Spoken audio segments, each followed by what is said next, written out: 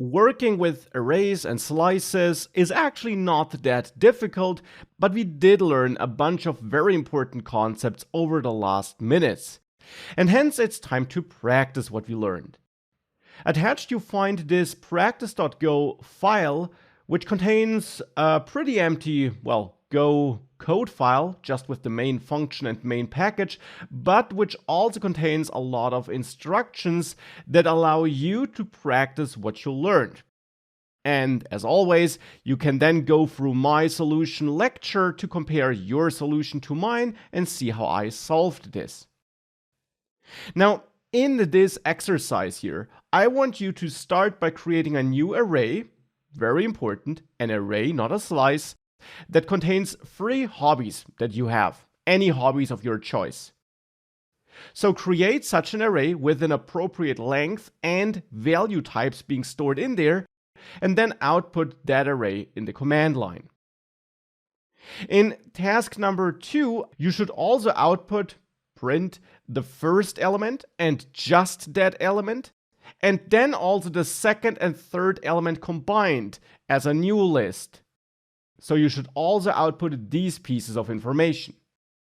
In task number 3, I then want you to create a slice based on the first element of that array that contains the first and second elements. So start at that first element, but make sure you also contain the second element. Now, very important, I want you to create that slice in 2 different ways. So in the end, you should create 2 slices, though you can comment out one of the 2 approaches so that you're left with 1 new slice in the end. But create it in 2 different ways because there are different ways of selecting the start or the first element of an array and so on.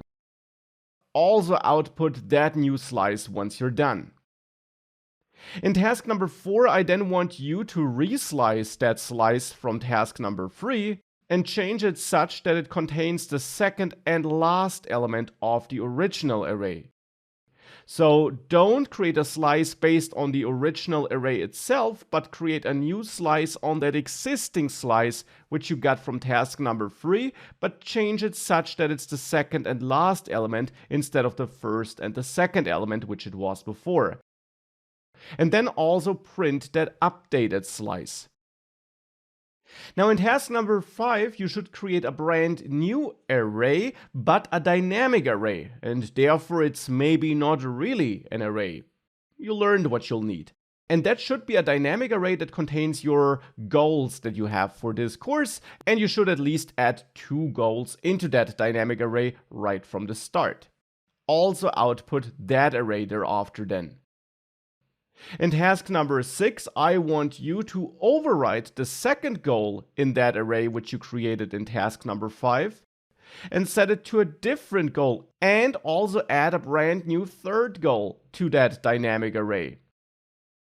So that's what you should do in task number 6, and then output that updated dynamic array. And then I got a bonus task for you. A bonus because you'll need to do something which we haven't done before.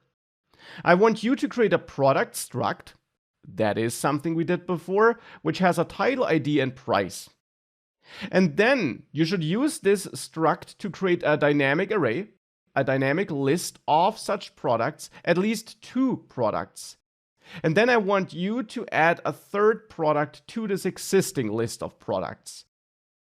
Again, that is something we haven't done before, so maybe you find a way of achieving this. Otherwise, I'll show you how that works in my solution.